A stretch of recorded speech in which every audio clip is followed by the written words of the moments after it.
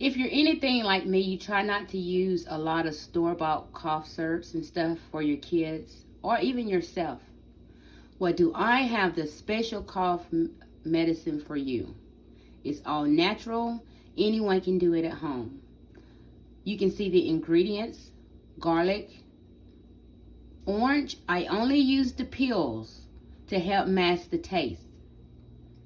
Onion and honey. Put it in a jar. It will start to produce a juice.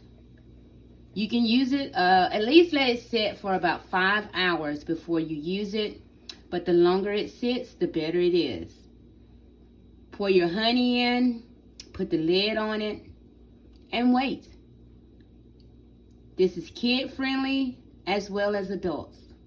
All you would need is 1 teaspoon for the kiddos and a tablespoon for the adults.